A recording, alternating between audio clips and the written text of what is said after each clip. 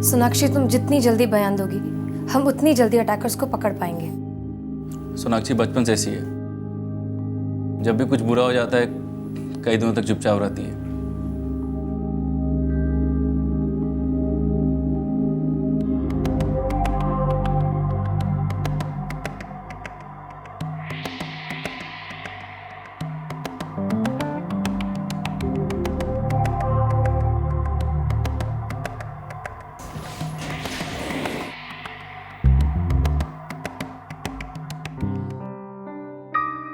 Attackers सामने के दरवाजे से अंदर आए हैं। दरवाज़ा या तो खुला था या खोला गया है। ज़बरदस्ती घुसने की कोई निशानियां नहीं है। घर के अंदर दाखिल होने के लिए कोई और दरवाज़ा? नो, कोई हथियार वगैरह? नथिंग। घर से सारा कैश और ज्वेलरी लेके गए वो लोग। लेकिन डेड बॉडी के बदन पर गहने ज्यों के तो स्ट्रेंज। सोनाक्षी फिलहाल शॉक में है, शायद कुछ दवाइयों के बाद शॉक कम हो जाए। विवेक, ज़रा पड़ोसियों से पता करो कि उन्होंने कुछ सुना, कुछ चीखने चिल्लाने की आवाज़। और पिछले 6 महीने में इस तरह के जितने भी केसेस हुए हैं सबकी फाइल निकालो। ऐसा पहले गला घोटकर मारने की कोशिश की गई है, हाथ से नहीं शायद किसी वायर से, और उसके बाद स्टैबिंग्स। काफ़ी ज़्यादा स्टैबिंग्स हैं। 20। हत्यारे मर्डर के इरादे से। इनकी बेटी सोनाक्षी ने उन 2 अटैकर्स के चेहरे देखे हैं। अब वही बता सकती है कि ये सब कैसे हुआ। मैं किचन में थी, डिनर बना रही थी। मुझे कुछ आवाज़ें सुनाई दी, जैसे कोई घर के अंदर आया है।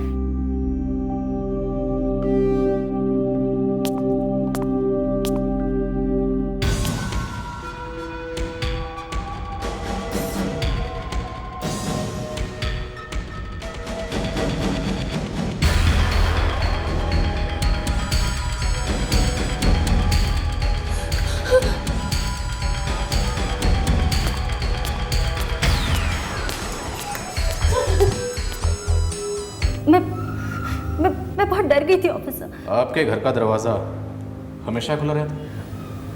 पापा चाचू और भैया के घर आने का वक्त हो गया था। मैं किचन में थी इसलिए मैंने दरवाज़ा खुला छोड़ दिया था। आप चिल्लाई नहीं मदद के लिए? मैं बहुत हिल गई थी, आवाज़ें नहीं निकल पा रही थी मुझसे। वो दोनों किचन में आए थे? हाँ, आए थे।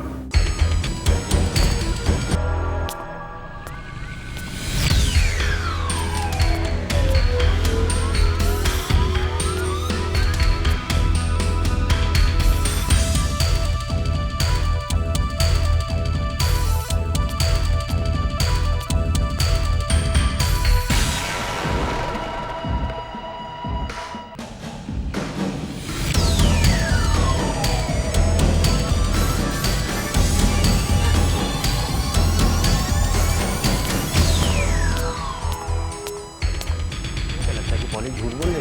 नहीं, लेकिन तुम सारे घर को बर्बाद होते हुए देखना चाहती हो? नहीं। समझाओ मीनू। टीवी का वॉल्यूम जैसे ही बढ़ता गया, डर के मारे मैं दोबारा सुन पड़ गई। तुम अपनी माँ के बेडरूम की तरफ बढ़ी? नहीं, वो दोनों अंदर थे। मैं बस टेबल के नीचे छुप कर बैठी थी। मैं बहुत कांप रही थी ऑफिसर। फिर वो मॉम के बेडरूम से बाहर निकले। आप शांत हो जाइए ना। देखो तो कितनी टेंशन में। अरे किसी ने कुछ भी बक रही है। हाँ, मैं बक रही हूँ, लेकिन बिल्कुल सही बक रही हूँ। तुम लोगों की क्या औकात है? मैं इस बराबरी कर रही हूँ। एक को बच्ची का एक को बच्ची का सुन रही हूँ। मेरी बराबरी कर रही हूँ। मेरा मन सुखता है।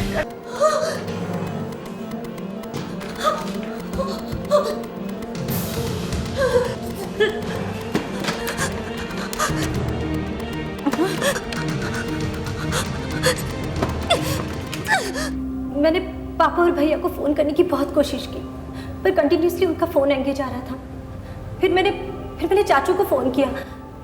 उसके बाद बाहर गई और सारे पड़ोसियों को बुलाया। तुमने अपनी माँ की चीखें नहीं सुनी?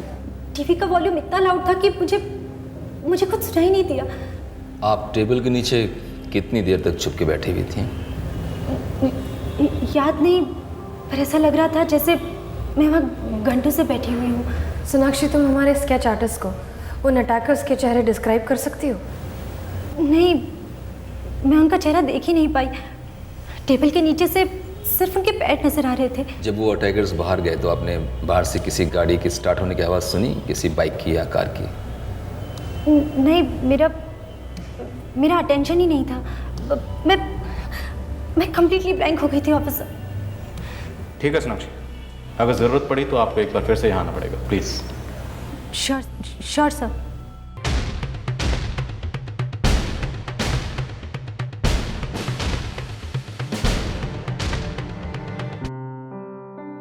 पिछले 2 महीने में दिल्ली में ऐसे 13 वारदात। इन 13 केसेस की स्टेटस रिपोर्ट क्या है? 13 चोरियां और 6 मर्डर्स, सबकी तहकीकात चल रही है। अब तक कोई भी अरेस्ट नहीं हुआ है। सारे केसेस एक जैसे हैं? 13 केसेस सिमिलर हैं, लेकिन ये 14th केस थोड़ा अलग है।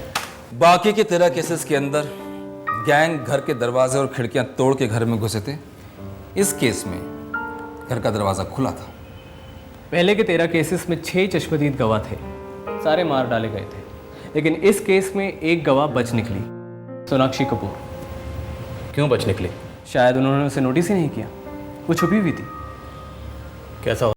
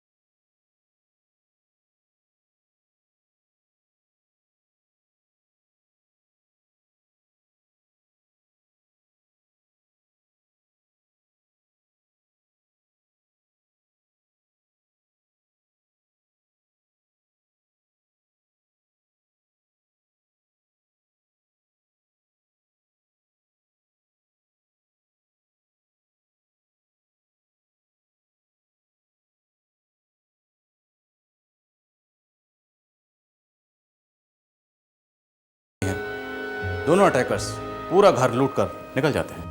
लेकिन वो लोग मिसेस सिमरन कपूर के बदन पे पड़े हुए जेवर को छूते तक नहीं, सीधा निकल जाते हैं। उन्हें टेबल के नीचे छिपी हुई सोनाक्षी भी नहीं दिखती, सीधा निकल जाते हैं। अटैकर्स इस टाइप के 13 केसेस में पहले भी इन्वॉल्व थे। घर बार के बारे में उसको अच्छी तरह से मालूम था। उन्हें मालूम था कि कोई भी औरत किचन में इस तरह से गैस जला के उस पर तवा रख के रोटियां बेल के बेडरूम में जाके टीवी नहीं देखेगी। 2 अटैकर्स थे, माहिर थे, बिना ढूंढे बिना खोजे ऐसे नहीं चले जाते। यानी कि उन्होंने जानबूझ के सोनाक्षी को ढूंढने की कोशिश नहीं की। ये सिर्फ चोरी और डकैती का केस नहीं है। अटैकर्स मिसेस सिमरन कपूर का कत्ल करने के इरादे से ही आए थे। घरेलू मामला है, समथिंग पर्सनल।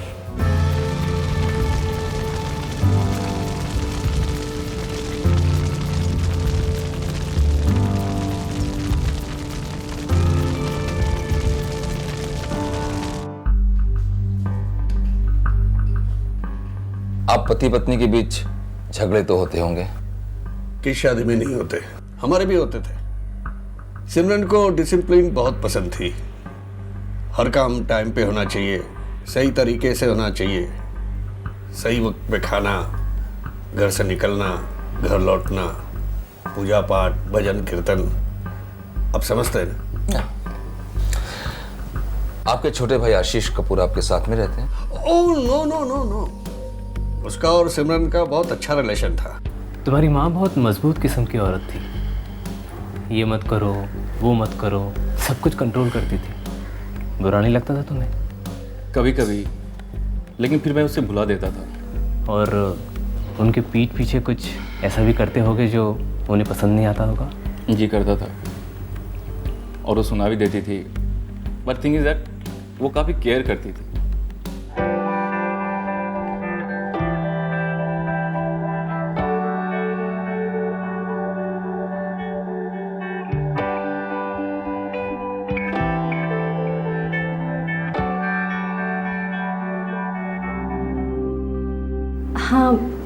स्ट्रिक्ट तो थी मॉम, पर प्यार भी बहुत करती थी। तुम्हारे भाई गौरव की तरह क्या तुम्हें भी उनकी सख्ती से दिक्कत होती थी?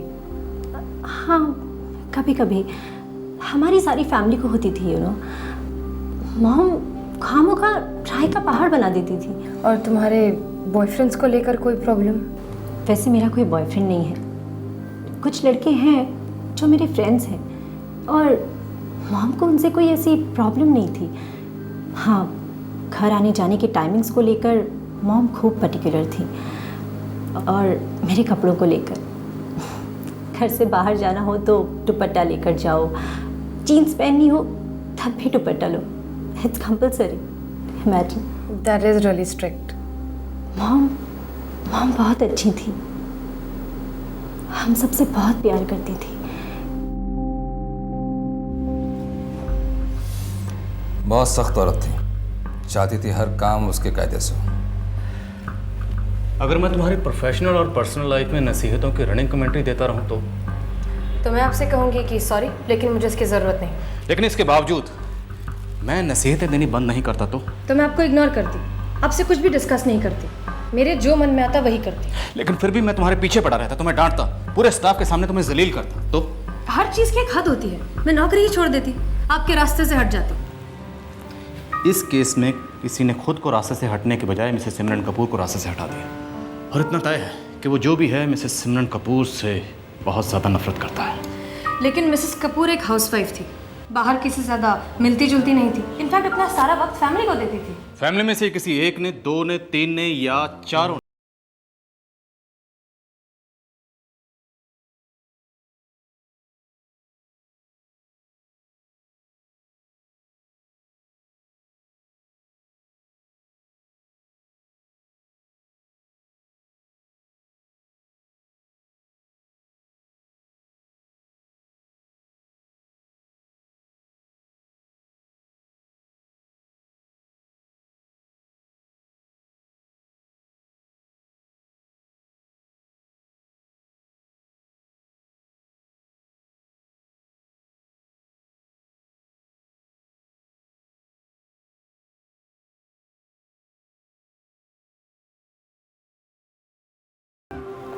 ऑफिसर, मेरी समझ में नहीं आ रहा है कि आप घर में क्या ढूंढ रहे हैं। कातिल को। हम आपकी पत्नी सिमरन कपूर के कातिल को ढूंढ रहे हैं। लेकिन वो आपको भला यहाँ कैसे मिलेंगे, वो तो बाहर से आए थे। जी नहीं, हमें शक है कि वो घर में से कोई है। आपका दिमाग खराब हो गया है? जी नहीं, आपके घर में से किसी का दिमाग बहुत ज्यादा खराब हो गया। लेकिन हमारे घर से कोई क्यों सिमरन को? आपकी पत्नी आपकी बेटी के साथ सख्ती से पेश आती थी, सोनाक्षी के साथ। हर एक माँ अपनी बेटियों के साथ थोड़ी बहुत सख्ती से पेश आती है। थोड़ी?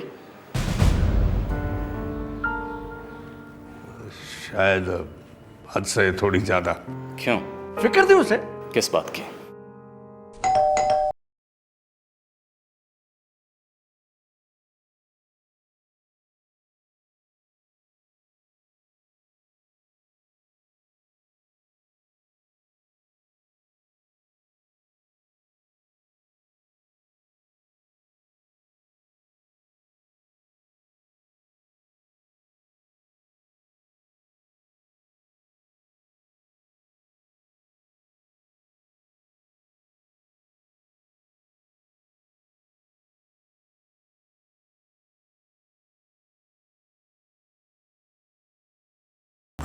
सोनाक्षी, सोनाक्षी।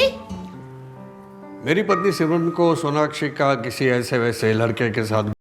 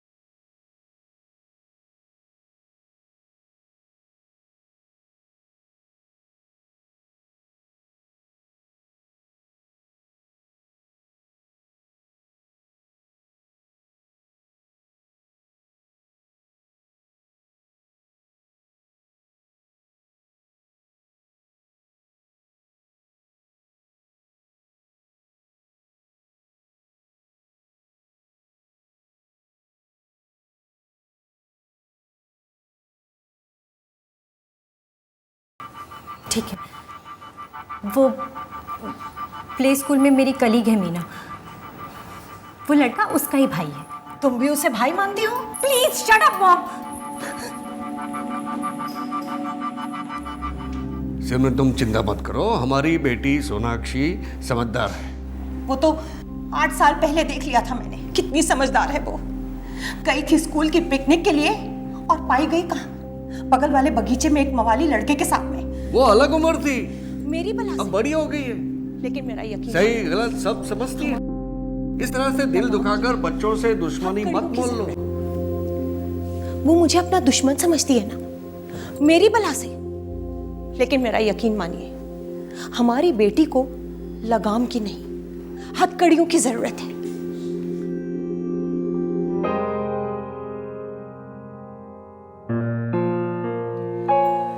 अपनों के बारे में गहराई से सोचना और अपने कायदे कानून को लेकर जिद पे अड़ जाना या सनकी हो जाना, दोनों में बहुत फर्क है मिस्टर कपूर। लेकिन ऑफिसर, मेरी वाइफ सिमरन सनकी नहीं थी। पर सोनाक्षी थी।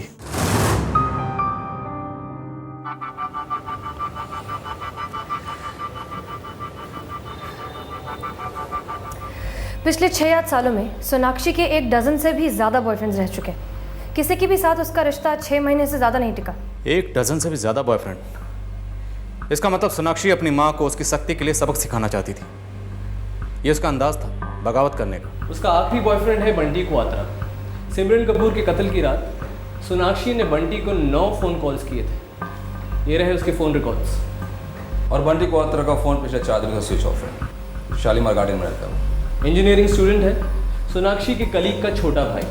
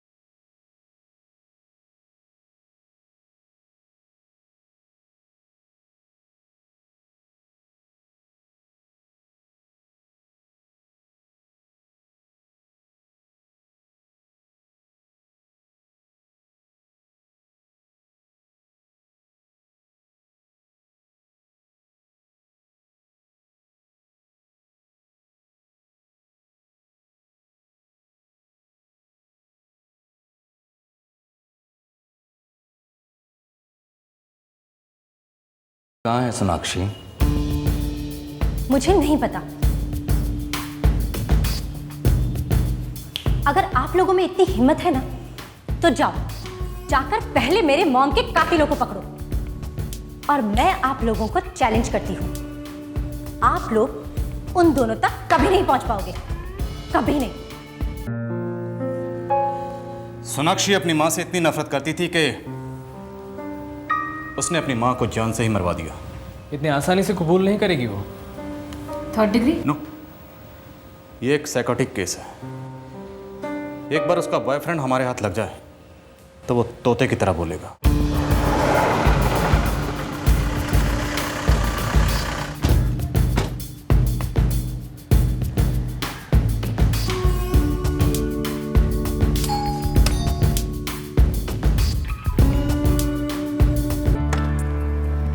हाँ जी, क्राइम ब्रांच? Crime branch? हमने क्या किया है? हमने कुछ नहीं किया। हमारे पास आपके घर का सर्च वारंट है। पूरा घर खोद दिया जाएगा आपका। अगर आप नहीं चाहते तो जल्दी बताइए कि बंटी कहाँ छुपा है। घर गया खड्डे में जी। हमें तो हमारा बंटी चाहिए। अब कहीं से भी उसे ढूंढ निकालिए। 4 दिन हो गए, मैंने तो अपने बंटी का मुंह भी नहीं देखा जी। फैमिली तो डिसेंट सी है, लेकिन बंटी, उसके बारे में कुछ नहीं कहा जा सकता। आपने आखिरी बार कब देखा था बंटी को? आखिरी बार 3-4 दिन पहले देखा था जी। उसने अपनी बाइक जमीन पर पटक दी और घर के अंदर दौड़ गया, मानो उसके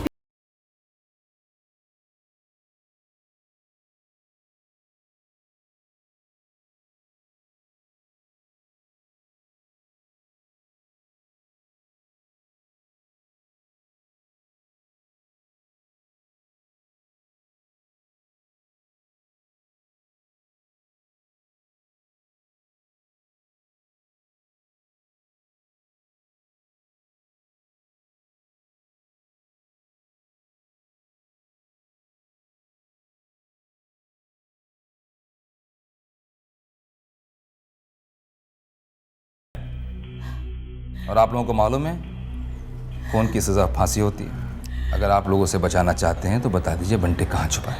हमें नहीं पता बंटी कहाँ है। शायद क्या? मेरा भाई गाजियाबाद में रहता है, बंटी का चाचू। शायद बंटी वहां।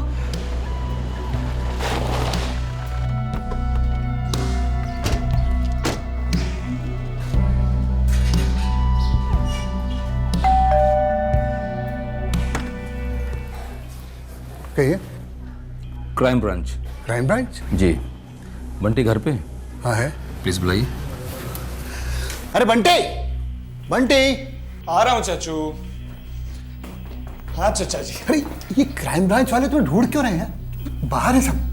Crime branch? हाँ। क्या?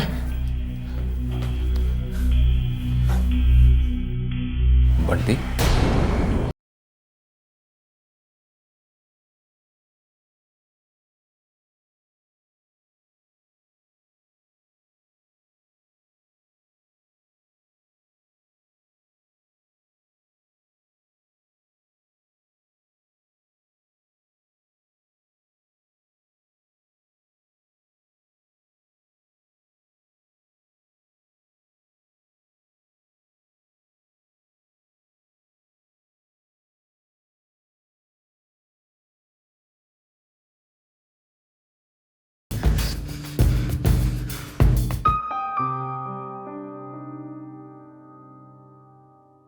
तुम्हारे कपड़ों पर मिसेस सिमरन कपूर के खून के धब्बे थे और तुम 4 दिन से गायब हो। हमसे भागने की कोशिश कर रहे थे। अब तुम ये बताओ कि इस कत्ल में तुम अकेले थे या तुम्हारे साथ भी कोई था? हम 2 थे। हम जानते हैं। दूसरा कौन था? अब तुम ये बताओ कि इस कत्ल में तुम अकेले थे या तुम्हारे साथ भी कोई था? हम 2 थे। हम जानते हैं। दूसरा कौन था? सोनाक्षी।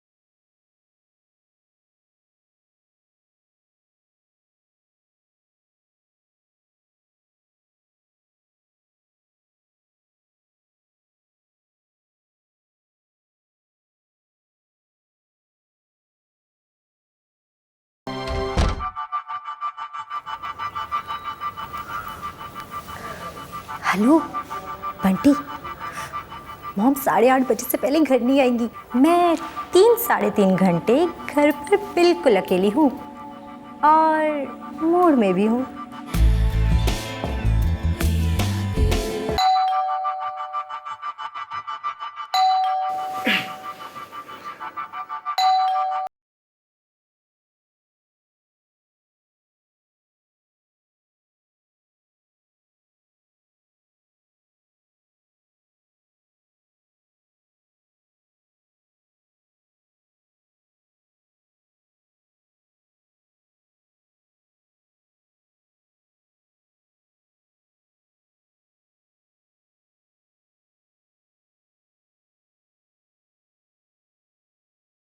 मॉम, आप इतने जल्दी?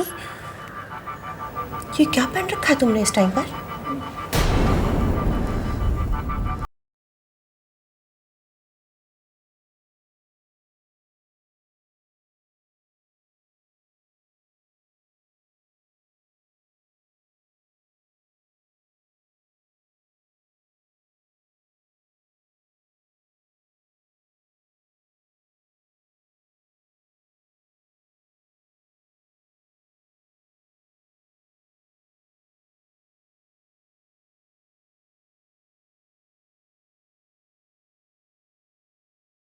सांस पर आपने कंट्रोल करना चाहा। किस लिए छूट चाहिए थी तुम्हें? है इस गंदगी के लिए? अपने इस जो भी है इसे कहो यहां से दफा हो जाए और फिर मुझे कभी नजर ना आए यहां पर। आप दफा हो जाए मॉम। ये मेरी जिंदगी है, मैं जैसे चाहूंगी वैसे जीऊंगी। आज से आपका कंट्रोल ओवर। बचपन से लेकर आज तक आपने जितना भी टॉर्चर किया सो किया, पर आज के बाद आप कभी नहीं दिखेंगी, कभी नहीं।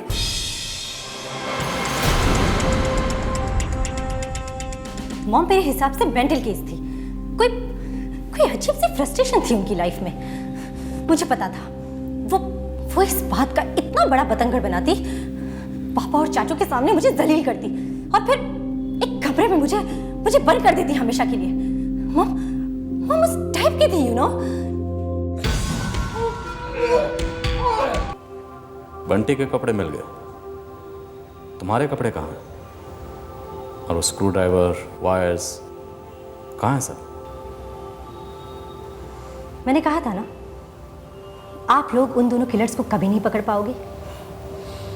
शुक्र मानो कि मैंने तुम्हें सब कुछ सच सच बता दिया। अगर तुम नहीं बताती तो वाकई हमें पता नहीं चलता कि कातिल कौन है। शुक्रिया।